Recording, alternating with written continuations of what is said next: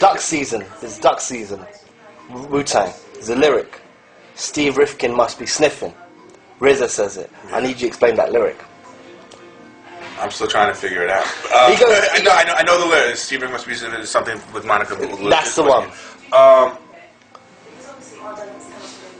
How, that was all through our... this is just my take. Yeah, go ahead. I don't know what the fuck RZA is. Because I definitely wasn't, as much as I love Monica, and she's a wonderful and a beautiful woman, we never had that relationship where I was sniffing her pussy. Of course. But I think it was how he was signed to Tommy Boy. Yeah. And they dropped him. Yeah. And as they were dropping him, we caught him. Right. So I think that there's something... Okay, no, I saw something like that too, but I wanted to get it from the man himself. So that's what we never had a conversation about it. Yeah. No, because I did say to him, I go, you thought he goes, nah. He goes, it's a metaphor for something, but you have to figure it out. And that's it. And that's it. So, that was, that's typical RZA. Yeah. I want to do a little series, When You First Met.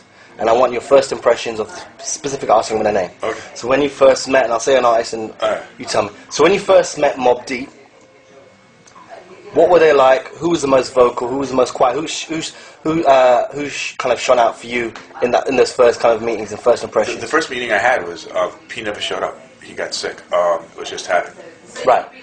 I thought it was great. We had the meeting. He goes, "Where's the bathroom?" He goes into the bathroom and he lights a blunt. and Typical Mobb Deep style, of course. And it was amazing because we didn't even have offices in New York yet. We were working out of the RCA building on 45th and Broadway. Right. And the smoke alarm went on, and they're like, "Who the hell is this?" And I said, "All right, we're signing him on the spot." Just heard some records. I was like, "All right, this is Were there any records that made the album, or was it just the Shook Ones Part 1? Oh, you heard that one. Oh, fantastic. Okay. Let's try this one. When you first met Melanie Fiona, your first impressions of her? Wow. When I first met Melanie, I met her in the studio. I just signed 3 girls. We just signed Tammy Chin, Chantel, and this girl Sheree. Okay. And I was like, what am I going to do with another girl? Yeah. And her manager was breathtakingly beautiful, and I just became single. So I was just I see how you working. I said, let me fly you guys to New York. And every time I heard the record, I couldn't say no. And then the manager I found out was married, and just, she ends up being one of the smartest.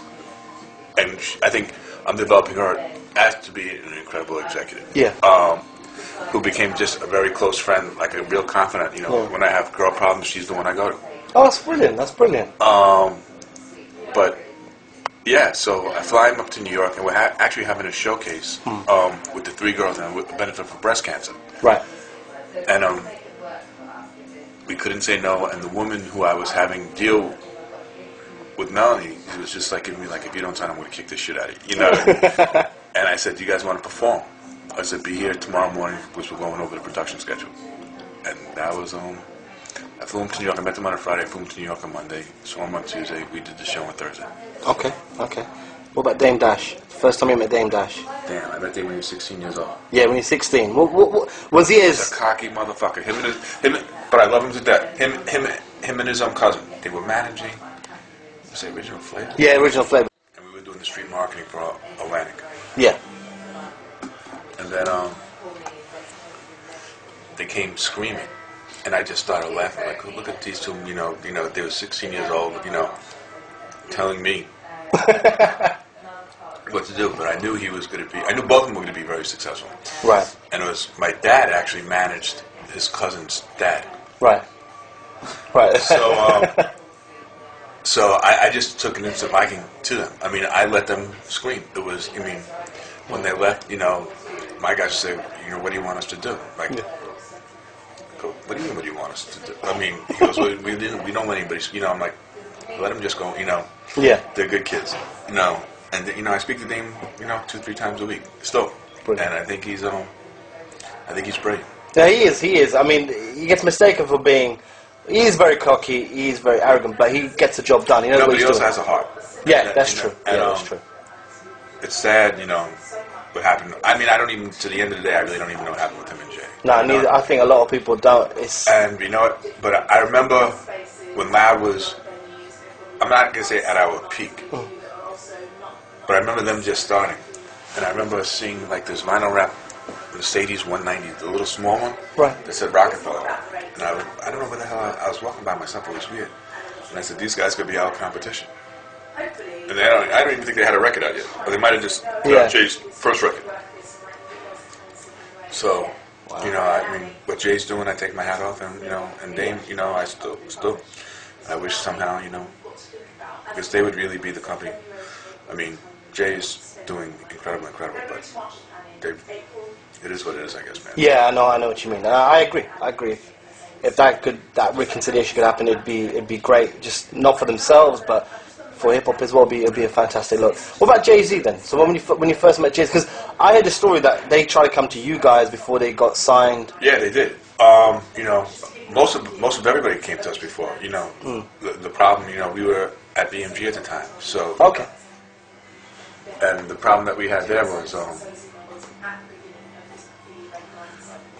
you know, we came out of nowhere with no money, and, you know, and then we pretty much, you know, took over the building, and it was just like the executives, you know, there was a new regime, and they didn't want us to have more. I mean, I almost had a fist fight over the deal. Really? Yeah. There were two.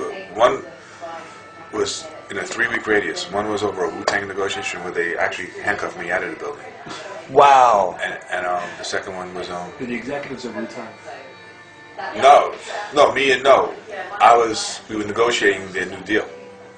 And So at Sony, you mean? no, this is at BMG. Oh, BMG, sorry, yeah. And that was, and they weren't budging, and it was just like, we're talking about $30,000. Let's just give them the fucking money, and let's get their second record done and Raekwon's record done.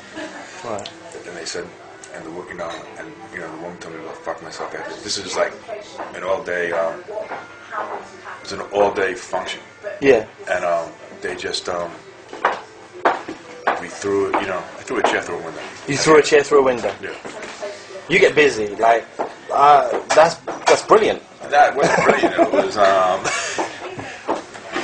you know. So what was your second time then? You said 2 times. That was one time, and then the J. Okay. So you really want to sign up? The chairman's, yeah. I mean, I said we won't let you do it. How's it gonna make us feel with the executives at RCA? And this was the chairman of BMG, not even the president of RCA. And I just wiped out the whole desk. I told him to go fuck himself, and they escorted me out of the building.